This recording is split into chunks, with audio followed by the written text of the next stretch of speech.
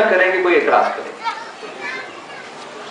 ہاں یہ اور بات ہے کہ ان کے نزدیک تو عرس میں قرآن پڑھا جائے پھر بھی جائز نہیں ہے، وہ نہیں بتاتے ہیں وہ کہ ہم اس کے بھی خلاف ہیں، وہ نہیں، ان کی کتاب میں لکھا ہوا ہے کہ جس عرس میں صرف قرآن پڑھا جائے وہ بھی ناجائز، تو پھر جائز کیا ہے وہ نہیں بتا پائیں گے۔ اب ساری کتابیں کھول کے سامنے رکھوں تو یہ سامنے نہیں آ پائیں گے۔ میں ان کو چیلنج نہیں کر رہا ہوں، میں ان کو دعوت دے رہا ہوں، کیونکہ ہم داعی ہیں نا۔ تم بھی آؤ اور کنز الایمان پڑھو، امام احمد رضا پر اعتراض کرنے سے پہلے ان کی کتابوں کو پڑھو۔ تم گیلیلیو کو پڑھتے ہو، نیوٹن کو پڑھتے ہو، پاسکل کو پڑھتے ہو، جتنا دنیا کے نہ جانے کتنے راسکلز کو پڑھتے ہو، ایک عاشق رسول کو کیوں نہیں پڑھتے ہو؟ اتنی آنکھیں کیوں بند کر رکھی ہیں تم نے؟ کتاب پڑھو۔ اگر تمہیں بدعت اور منکرات، تم دوسروں کو بدعتی کہتے ہو، بدعت اور منکرات کا جس نے رد کیا، اعلیٰ حضرت نے جو رد کیا ہے اس کے بارے میں پڑھنا، میں کتاب کا نام بتا دوں وہ پڑھ لو تو۔ کتاب کا نام ہے امام احمد رضا اور رد بدعت و منکرات، اس کو پڑھ لو۔ کچھ نہیں تو فتاوی غزوہ شریف پڑھ لو۔ فتاوی غزوہ کیا پڑھ پاؤ گے؟ مینار قصر رضا تو بلند کافی ہے، تم اس کے پہلے ہی زینے پہ چڑھ کے دکھلا دو۔ ارے فتاوی رضویہ تو ایک کرامت ہے، ذرا ہدایت کے بخششی پڑھ کے دکھلا دو، اسی کو نہیں سمجھ پاؤ گے۔ اردو ٹھیک سے بول نہیں سکتے ہو اور مبلغ اسلام بنتے ہو، پہلے اردو تو سیکھو ٹھیک سے۔ کلمہ ٹھیک سے پڑھ نہیں پاتے ہو، پڑھا رہے ہو، لوگ ٹی وی پہ دیکھ کے مسکراتے ہیں کہ یہ کیا ہے۔ اب ہمیں بولنے مت لگاؤ تم، ورنہ ہم بہت بولیں گے۔ ہم تم کو دعوت دیں کہ بات کرنی ہے تو اچھے سے آ کے بات کرو، سمجھو۔ تمہاری بات ہم سنیں گے، ہماری بات تم سنو، اس کے بعد فیصلہ یہاں سے کریں گے، اللہ کے کلام سے کریں گے، اور اس کے لیے ہمارے علماء سکشم ہیں، کیپیبل ہیں، they will do it انشاءاللہ۔ لیکن کسی ایسے غیر عالم کو جو کچھ جانتا ہے اس کو پکڑ کے کیا باتیں کرتے پھرتے ہو گلیوں میں؟ تمہاری اوقات اتنی ہے کہ بچوں کو پکڑتے ہو؟ علماء کے پاس آؤ، اہل علم کے پاس ہو، اور اگر قرآن فہمی تم میں ذرا سی بھی ہے تو قرآن کریم کی ایک آیت بتاتا ہوں، سن لو۔ اللہ فرماتا ہے فَاسْأَلُوا أَهْلَ الذِّكْرِ إِن كُنتُمْ لَا تَعْلَمُونَ، علم والوں سے پوچھو اگر تمہیں معلوم ہے، تم غیر عالم سے مت پوچھا کرو۔ اور تم کہاں اتنے بڑے عالم ہو کہ تم بڑی بڑی باتیں کرتے ہو؟ پہلے اپنی صنعت تو بتاؤ کہ تم کہاں سے پڑھ کے نکلے ہو، اس کے بعد بحث کریں گے۔ ایک سائنسدان اگر اپنے سبجیکٹ پہ بحث کرے تو وہ کسی عام آدمی سے نہیں کرے گا، اس کے برابر کا سائنسدان ہوگا اس سے کرے گا۔ وہ کہے گا میری لیول کا کوئی آدمی لاؤ تو میں اس سے بات کروں۔ میں راستے سے چلتے کسی کو پکڑ کے نیوٹن کا فلسفہ نہیں پوچھ سکتا، میں راستے سے کسی چلتے ہوئے آدمی کو پکڑ کے آئنسٹائن کی تھیوری آف ریلیٹیوٹی پہ بحث نہیں کر سکتا۔ He doesn't know about it، اس سے کیا بات کرتے ہو؟ وہ تو مرغوب ہو ہی جائے گا۔ اور اس لیے میں آپ سے کہتا ہوں کہ آپ بھی پڑھنا سیکھ جاؤ اب، تاکہ بات کر سکو، بات کر سکو۔ بات بیچ میں آئی تو میں نے آپ کے سامنے عرض کیا۔ اب اگر کوئی پوچھنا چاہتا ہے تو اس کے لیے دروازے کھلے ہیں، لیکن احترام سے آ کے بات کرے، اس لیے کہ پہلے ہی دن سے بحث نہیں کی جاتی۔ قرآن کریم میں اللہ نے فرمایا ادعو الی سبیل ربک بالحکمہ والموعظۃ الحسنہ وجادلہم باللتی ہی احسن۔ قرآن پڑھو نا، یہ چیپٹر نمبر دیکھو نا، یہ پیج نمبر دیکھو، اس میں اللہ نے دعوت دینے کا طریقہ کیا دیا، وہ تو تم کو آتا نہیں۔ اللہ فرماتا ہے اپنے رب کے راستے کی طرف دعوت و حکمت کے ساتھ، والموعظۃ الحسنہ، اور اچھی تقریر، اچھے واعظ کے ساتھ، اچھی بات کے ساتھ۔ وجادلہم باللتی ہی احسن، جدال کا مرتبہ جو بعد میں ہے، آخر میں، لاسٹ میں جھگڑا، تم پہلے ہی جھگڑا کرو گے تمہارے پاس آئے گا کون؟ اگر تم چاہتے ہو کہ لوگ تمہارے ہم نوا بن جائیں تو پہلے دن سے جھگڑا کرو گے تو کوئی آئے گا تمہارے پاس؟ نہ ہم جھگڑا چاہتے ہیں نہ تم جھگڑا چاہتے ہیں۔ عالم اسلام میں جو بربادیاں ہو رہی ہیں اس کو دیکھو، تم تیسری بربادی مسلمانوں کی کرنے میں لگے ہو، نئے فکر نکالتے ہو، ہے کہ نہیں؟ سب یہ کر رہے ہو۔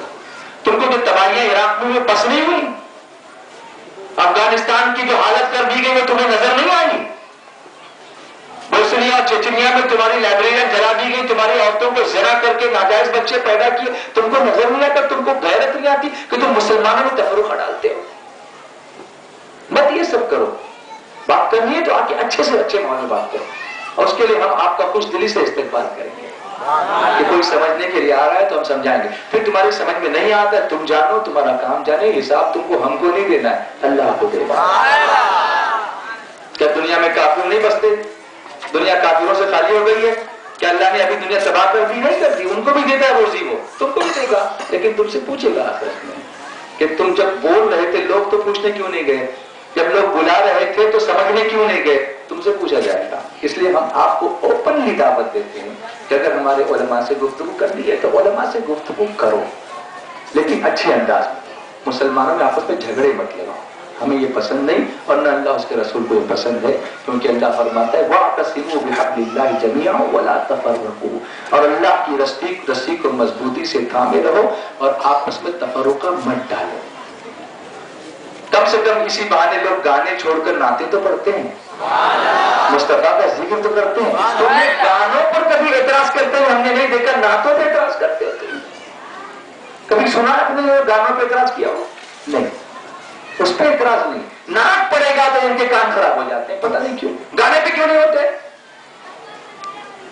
میں غلط تو نہیں بول رہا، اگر غلط بولوں تو آپ بھی مجھ سے پوچھ سکتے ہیں۔ میں کبھی بھی جو ہے بہت جوشیلے انداز میں بیان نہیں کرتا، لیکن جب کوئی للکارتا ہے تو پھر میں بھی خان صاحب ہوں نا، تو آپ تو بولو گا بھائی، اور جب میرے نبی کی محبت کی بات آئے گی تو ضرور بولوں گا۔ اللہ کی سرتابہ قدم شان ہے یہ، انسان نہیں انسان وہ انسان ہے یہ، قرآن تو ایمان بتاتا ہے انہیں اور ایمان یہ کہتا ہے میری جان ہے۔ تو میرے پیارے آقا علیہ الصلوۃ والتسلیم کے پیارے دیوانوں، محرم الحرام، ذی قعدۃ الحرام، ذی الحجۃ الحرام اور رجب المرجب، ایک مسجد ہے جس کے نام کے ساتھ بھی حرام لگا ہوا ہے۔ وہ کون سی مسجد ہے؟ مسجد حرام کہاں ہے؟ مکے میں ہے نا، جہاں کعبۃ اللہ ہے۔ کبھی آپ نے غور کیا اس کے نام کے ساتھ یہ حرام کیوں؟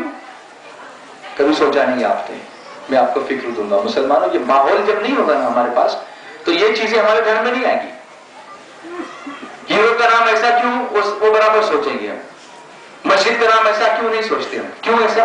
اس لیے کہ اور جگہوں پر جو چیزیں حلال ہیں، اس مسجد حرام میں وہ بھی بہت ساری پابندیاں احرام کی حالت میں آ جاتی ہیں کہ آپ نہ خوشبو لگا سکتے ہیں، نہ بیوی کے ساتھ جائز تعلق کر سکتے ہیں۔ یہاں احرام والے آتے ہیں، یہاں حرمت والی مسجد ہے، اس لیے کہ یہاں ایک نیکی 1,00,000 کی ہے تو ایک گناہ بھی 1,00,000 کا ہے، اس لیے مسجد حرام ہے۔ بڑی حرمت ہے اس مسجد کی، اور مسجدوں سے زیادہ اس کی حرمت ہے، اس لیے اس کو بھی مسجد حرام کہا گیا۔ تو اس کے نام کے ساتھ کیا لفظ لگ گیا؟ مسجد۔